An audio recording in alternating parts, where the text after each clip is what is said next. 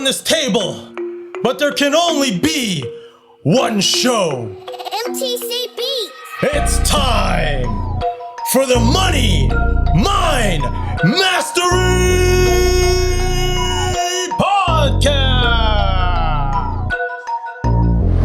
What's going on, everybody? You are now tuned in to the Triple M There you go, way better. podcast. Podcast. Yes, sir. My name is MP.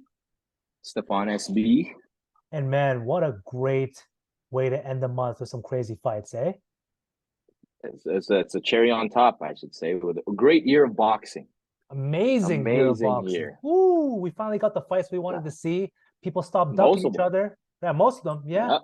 And who knows what's going to be in store for us for 2024. That's the interesting part, right? But before we get this episode popping off, we got to do our good old gratitude series. So what are you grateful for, Stefan? I'm gonna let you kick it off, Man, I'm grateful.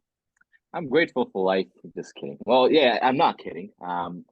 But transitioning to that, I'm grateful for another life, man. My little Kobe, my little son, was born at the time of recording 5 days ago. He's 5 days old.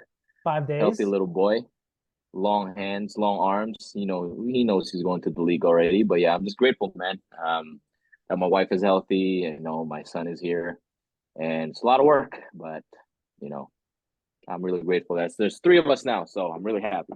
It's a new chapter in life, man. That's gonna be sick. It's gonna be a good adventure, Yes, That's sir. dope. That's so sick. And for me, man, I'm always grateful for another day to live. I gotta preach that There we go. day in, day out, just so all y'all know. Underrated. Grateful.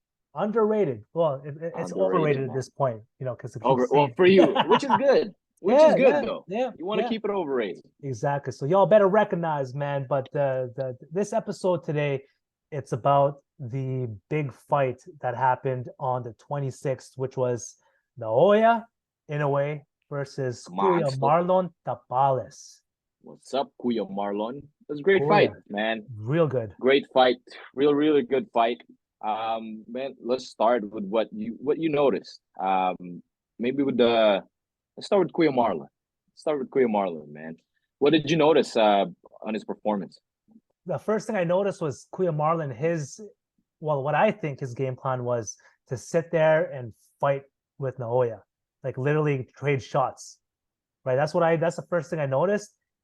I think he could have done a better job adjusting a little bit earlier, because I know in the middle rounds he had a lot of success when he went from high guard just straight to like Kuya Mayweather style. He had a lot of success, and he was tagging him. I'm like, oh man, I think it's gonna be close. He was. But then he went back to his original high guard, and then you know what happened. Yeah. Right. I agree. Yeah. What I noticed was his defense, number one. Yeah. Before, leading up to this fight, I've been telling you that, round one, probably round two, and then that's it. But what is it, round 8? Round 9? Number one is his defense. He was relaxed for a guy that's fighting the monster. But again, mind you, he's also a unified champion. He holds 2 belts. Yep. But he was really composed. And I think you're right with that game plan. The game plan is they tried to bully the bully. Yeah. Because at times he was able to back up the monster, which is a great game plan, because obviously as the monster, he's just coming up in weight. Kuya Marlon's been there, so he is quote unquote the bigger guy. But yeah, number one is his defense. I was really impressed. He was composed, relaxed, but obviously at the end of the day, it was the skills. You saw, the skill difference, but the defense and his and it was to be honest, a wonderful performance by Kuya, man. Kuya Marlon. Yeah, exactly. Hats off, man. He hanged in there with the Palace. Yeah. And like, look what happened to like Fulton. Bro, it almost happened. It almost happened to Kuya as well. Almost happened. Well, the thing is, Fulton had no answer. Rounds 1 to round 8, he had nothing. Kuya Marlon was winning some rounds. Yeah. Probably not a lot, but he already won more rounds than Fulton. So I really like that performance. Was really good. And yeah, that's one main thing I noticed for Inoue, though. Obviously, number one, I think he got hit way more than what I expected for him to get. I was expecting him to just be smooth, not get hit in and out, which obviously he did at the end. But I think that also came from he was trying to just show the world who he is, because he wasn't. He could have just danced around Kuya the whole time, Marlon. But what he did? He stayed there. He fought the same fight as Kuya Marlon, and we know what happened. So Yeah, great exactly. performance too. Now with Inoue, what did you notice that he did really effectively? The two. That's that two. The straight right hand. Obviously, as you know, southpaw versus orthodox. That straight left hand and straight right hand is going to be your weapon. Utilized it. Number one that I noticed as well. Another thing that I noticed is the battle of the footwork, because you always want to be on the outside foot. But the first few rounds, it wasn't easy. Marlon was there, and he was doing the same thing, right? But at the end of the day, obviously, he's the guy that has the faster feet and faster hands. And obviously that was, the monster, and he was able to win that battle towards the end, and ultimately, get him out of there. So yeah, man, dude, great. I agree with that. Like, the biggest thing that when I was watching this fight, I was mainly watching Naoya's feet, like watching his footwork. Bro, it's crazy. His footwork really gave him the upper hand, just getting him on the outside, inside and out. Yeah, exactly. Yeah, and that helped a lot with his offense. So he really killed it with the footwork. Really killed it. You know how he's so wide? That's what I always wondered. I was like, how is that going to work if it's a southpaw? Because you got to be on the outside, but it's just it looked total, like it's just naturally. They trained. But yeah, he was getting hit a lot though. So number one, but his chin was there to be showcased. But as you know now, for other fighters, if you're gonna fight Naoya, man, this guy gets hit. Donaire was able to hit him, probably not Fulton. But he's there to get hit. Now, is it because he lacks defensive power? I don't think, or his defensive skills. I don't think so. I just think he loves going to war. As technical as he sounds, once he gets hit, he's like, okay, it's a fight at this point. So yeah, I agree, man. And the other thing I noticed that he was doing a lot, like he was trying to bait Naoya Tapales a lot of times too. Every time, yeah, he's trying to set up a trap. The right uppercut. Yeah, I was every like, time. holy, like I would see it, like you just see it from a mile away. He's just moving forward, and boom, up. Every time. Crazy. Really, like that's like high level boxing. Like just his performance there. Would you say that's like a textbook performance from Inoue? Minus the fact that he got hit a bunch of times. Well, I'd say it was a great performance, but it's not as good as the one in Fulton. You got to remember, I guess at the end of the day, styles makes fights, but this guy also changed. The thing is, Naoya, he didn't fight like he fought Fulton, because at times he was going backwards. So I think, as much as I hate to say it, Fulton obviously is a great champion. He was the king of that division. But definitely Marlon was able to give him a better fight. The reason why is because he was there to move forward. He wanted to bully the monster, and that actually it showcased more on the defense and the countering punching of Naoya Inoue, which we all know he can move forward. We all know he's there to move forward and destroy you. That's a given.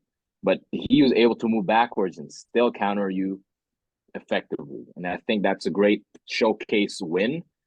I don't think it's his best performance. Obviously, beating Fulton is his best performance, but it's up there. I'd say it's really up there. Let's just open up to bigger fights.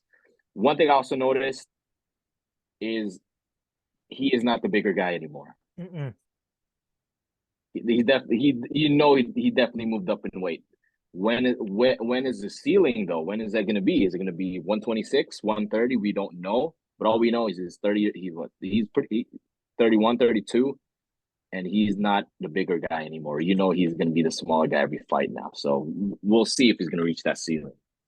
True, that's facts. The one thing too which surprised me when the fight ended, I was like, what happened? Did he get him clean? Like did Inoue get him clean on the chin? Bro, I thought it was a body shot. It was crazy. Delayed. Yeah, right. Like he literally hit him on his guard. Yeah. Down. Oh, shocked. It was I think it literally went to like it pierced through the guard. That's how powerful he is. And I Yeah, think it was kind of like a temple shot, and Marlon just gonna stand up, man. it's crazy, Curtains man. after that. Yeah. The power Yeah. that Inoue has, especially at this weight class, uh, it's going to be interesting. Like you said, like is he going to be the bigger guy? Probably not. How is he going to hang with all the other dudes in that division? Because I think he wants to Yeah. stay at 122. No, that's what He he said. does, yeah. So now that he is obviously the king of that division, he has all the 4 belts. I think we're just gonna go through his plans. He does want to fight. I think they're working on a 3-fight deal, one in Saudi, one in Tokyo, one in the States or something. But I know those 2 ones are Luis Neri. He's a great 122 prospect. Well, not prospect. He's one of the top guys, obviously not the champion. And my boy Casemiro, another Filipino Hero. man. Oh yeah. John Riel, bro. Yeah. So I think Inoue wants to stay 122 for now. Again, the next question is what's his ceiling? Is it this now? Or, is he gonna move up another division and see he can conquer 126? But as of right now, I think he will stay.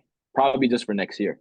Yeah, I think that'd be a good Yeah. game plan. Just stay at this division for a bit and just work your way up. Because if you went to 126 right away, I don't know if you'd hang, to be honest. That's some But who Manny knows? Pacquiao stuff. But who knows? This guy can punch. Yeah, he can punch, man. So thank God for all these fights happening. I'm Yeah. extremely pumped for 2024 because it's gonna We'll be big. go. Man, I can't wait because we gotta go through this, especially once we do our year end, which will be dropping next week. Our year end episode. Obviously, you're gonna drop in the new year, but man, I just want to say first and foremost, bro, 1 year in the making. This is our first year. Oh, here we go again. But it's our first year, bro. It's just the start. So we gotta keep doing what we're doing. More episodes, more breakdowns, more more content in the fighting game. And that's all she wrote for now. Exactly. And we'll see you guys. Oh my God, we'll see y'all next year, I guess. Yeah. This is our last episode of 2023. Exactly. So we'll see y'all in 2024. We got some crazy shit popping off, new schedule and all that fun stuff. So let us know what you guys want to see. But other than that, guys, 2023, it's a wrap. It's a wrap.